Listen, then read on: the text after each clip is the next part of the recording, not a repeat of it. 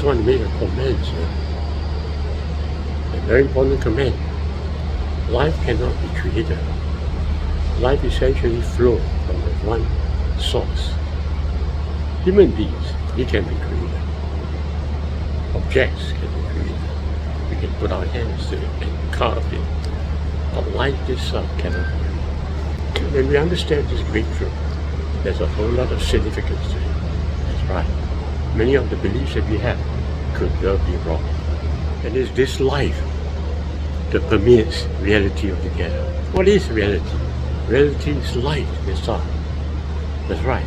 So when you look at the universe, you think it is inert, you think it is devoid of life. Of course not. That's why the universe came with human beings there.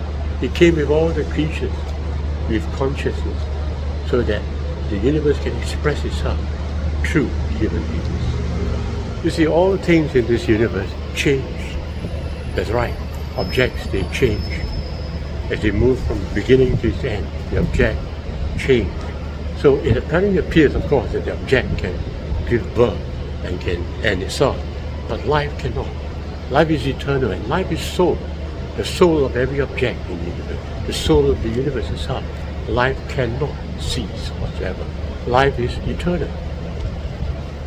And when you realize the eternity of life itself, then you have to face one very important truth. And that there has to be a reincarnation. It is found in most religions, actually.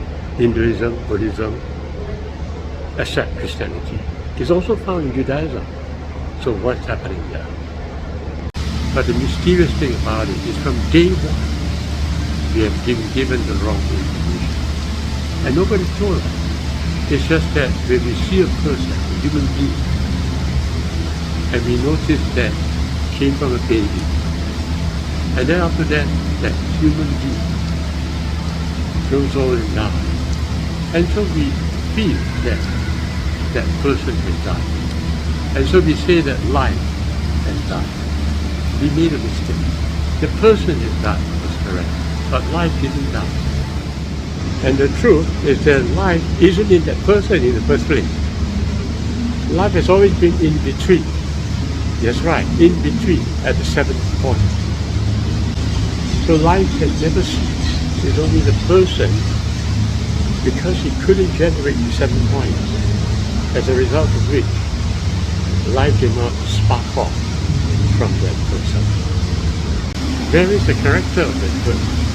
Now, the character of the person is merely a reflection created by space-time. The light sparks off from that space-time. A certain degree of characteristic of reality appears. It's not the characteristic of light, it's the reflection of space-time, because the light shines at the body. And notice what you're seeing right now. It's because light shines against you and reflects. And space-time apparently appears with all its characteristics. But the truth is that light, there is no description of it. Light, there is also no description.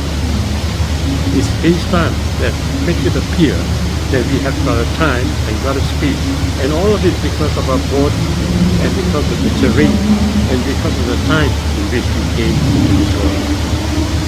And hence, as long as life is in between our bodies, enjoy that life itself. That's right, enjoy every moment that life itself. For we are life. That's why, my friends, if you judge another man, you are making the most foolish mistake of all. The body has got a characteristic, but the life is infinite. And I am the life infinite, and so is he. So let's enjoy the beauty of that life infinite, manifest in the midst of space-time, in our world, in the physical world. All around you in this world, you see fighting. All around you, you see many differences in human character and many conflicts. And you are being given a life. And you thought that there is a decay all around you. You thought that there is imperfection. But actually there isn't any.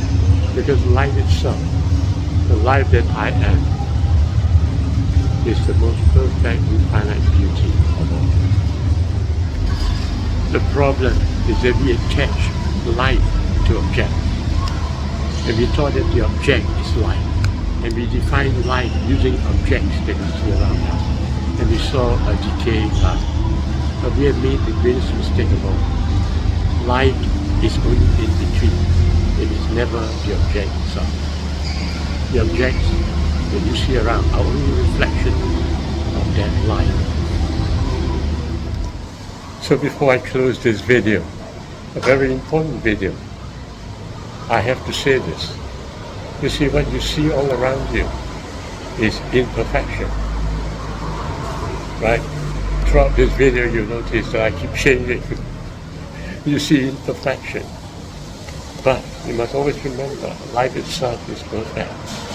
And because of that, that is why I have to forgive the imperfection. I have to make a point to help another person in his imperfection. Because life is perfect. Space-time has its own problem. Because of its distance and of time, there is a lot of difficulty from the beginning to the end. But that's not the problem with life. Life is perfect, and life is completely beautiful. And because I am life, it is my duty to help another person to overcome their imperfection. Yes, it is my duty to give. It is my duty to share information with others. Why? Because life is perfect. Because I am perfect. And space-time, being an imperfect representation of me, has got to be existent. So some people ask me a very important question. Why am I living in an imperfect world? Then I will tell them, it is imperfect because you're seeing a reflection. You're seeing space-time. If only you can realize the light that is in you, you can see I am. You realize the perfection. And I promise you, you'll be at the promised land.